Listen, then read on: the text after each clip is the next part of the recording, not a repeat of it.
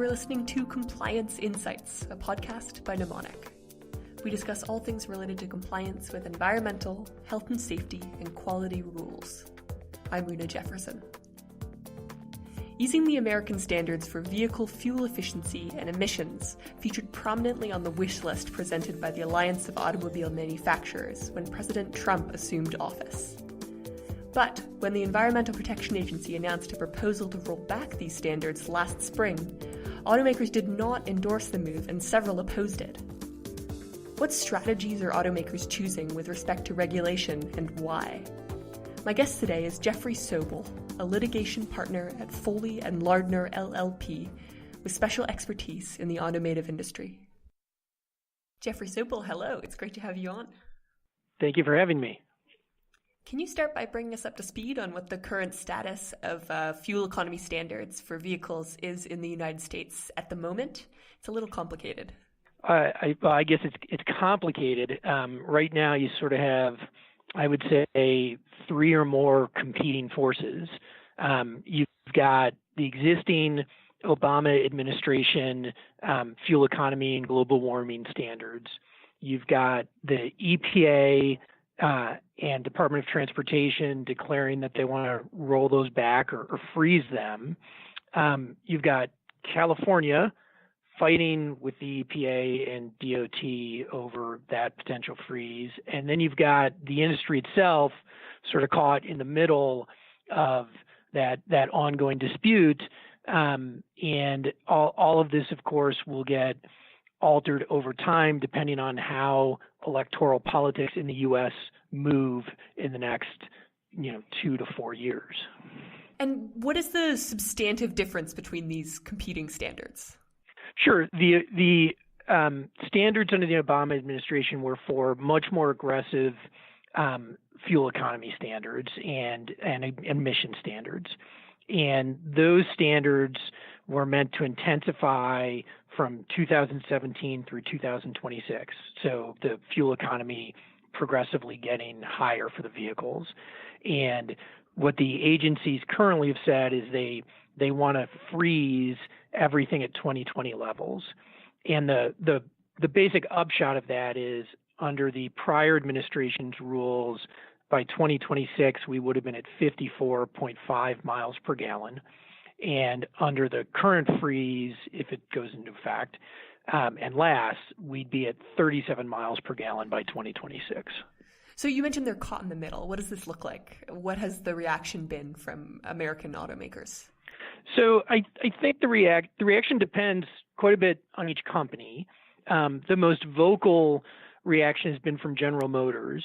And General Motors is currently seen as being a leader in electric vehicles and having sort of a structural advantage based on its current fleets and technology moving forward. So GM has stepped in and proposed sort of a middle ground between the two, where it wouldn't be quite up to the Obama era levels, but it wouldn't be frozen the way the current administration wants to freeze it. And I guess a cynic could say that that's because GM thinks they're going to be able to meet targets more easily and more efficiently than their competitors. So there's a competitive advantage to having some heightened standards. Right. From what I've seen, the GM proposal seems to focus on electric vehicles rather than on fuel economy standards for the internal combustion engine. Does that sound like a fair characterization?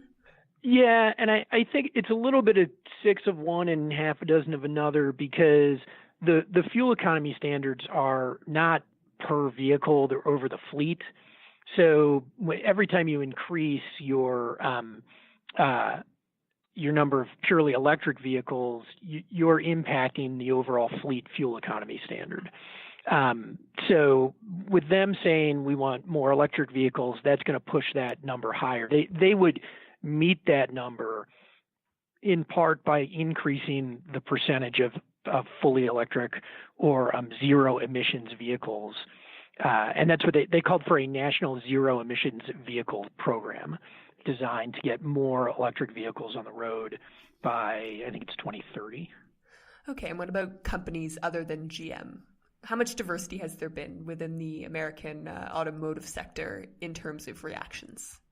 There hasn't been that much vocal statement about it, except I think it's hard to find someone who says the complete rollback and freeze is exactly what we should do. I think that it's really a matter of varying degrees, and the big issue, I think, is that what people want more than anything is certainty. Right now we're at the tail end of 2018, which means these companies are planning on 24-month, 48-month, and beyond cycles. So they've been planning for years for the increased emission standards, and to put it to a complete stop doesn't necessarily benefit them. And what they want more than anything is to know what it's going to be and have it stay that way for a while. They want long-term planning, and with the federal government being at odds with the state of California and the California Air Resources Board, that uncertainty is at the highest level it could be right now. Right. And I mean, these existing standards, they do provide certainty. I mean, they set a progressively stricter requirement all the way to 2025. So automakers do know what's going to happen under the existing rules. Yeah, they wanted lower standards. So instead of meeting 54.5 miles per gallon, they wanted to meet 45 miles per gallon, or something like that. They're fine having these long-term regulatory goals and standards. They want them to be lower.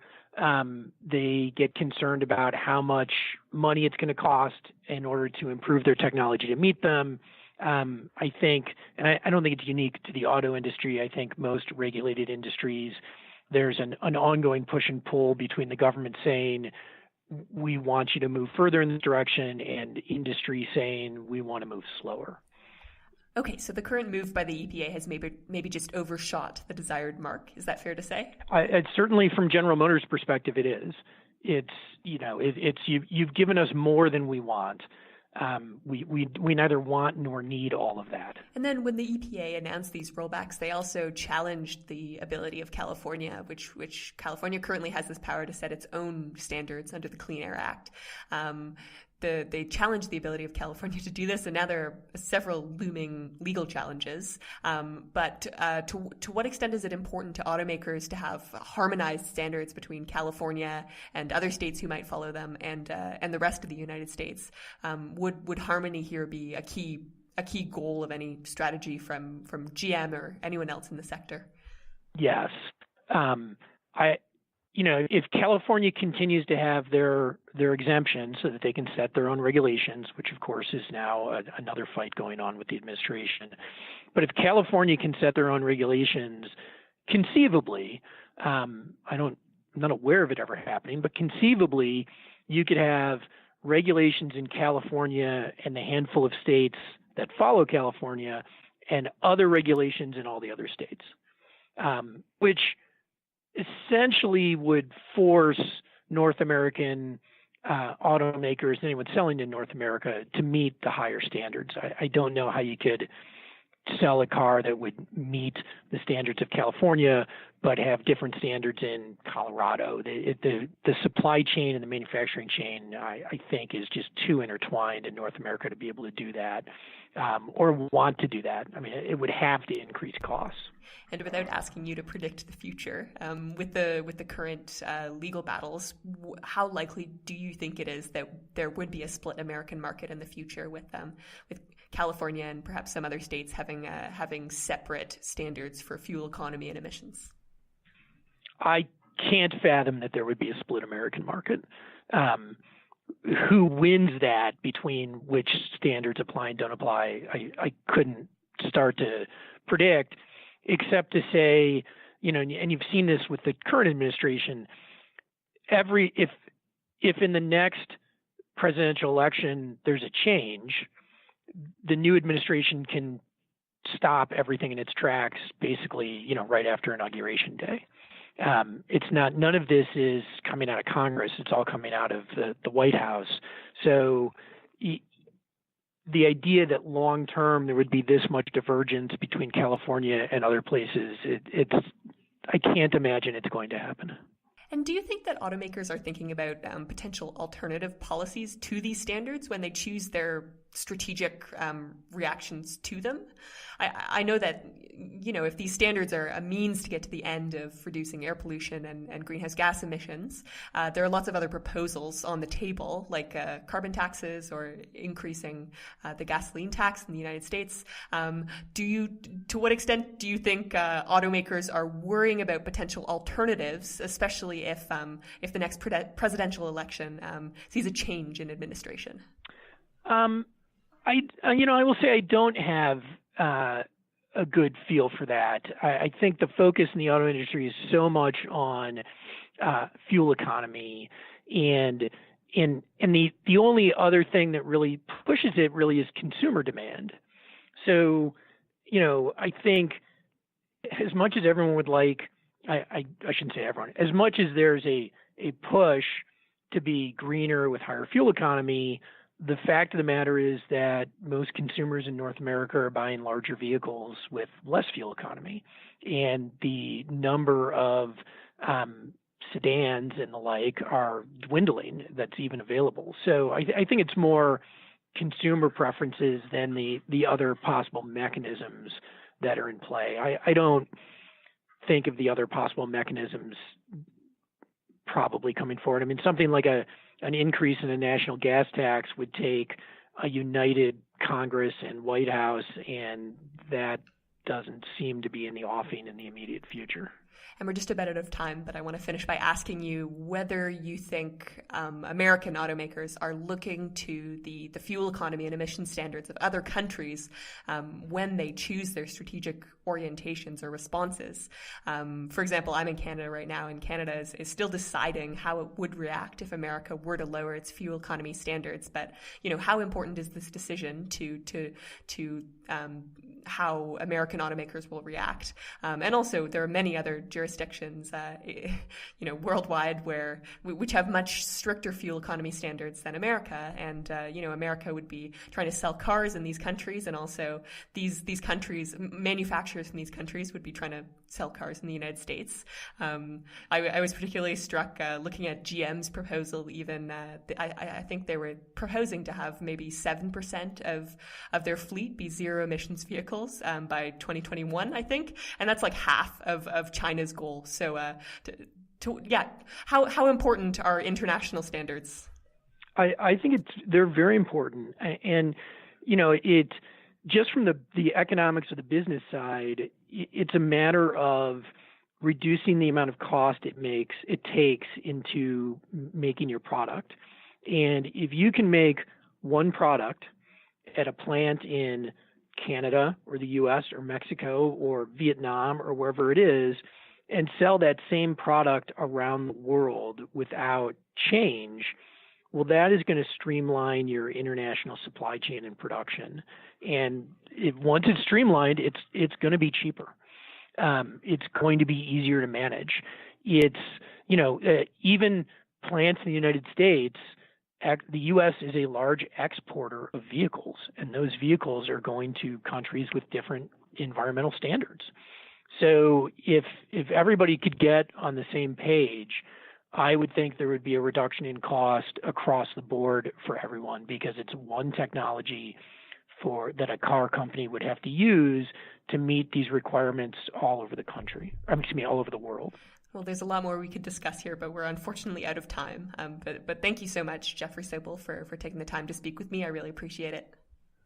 Thank you for having me. I appreciate being on.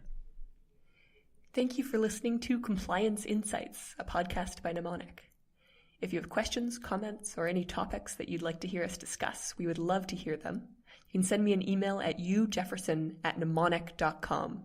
That's NIMONIK.com. You can also find us and subscribe wherever you get your podcasts or online at mnemonic.com.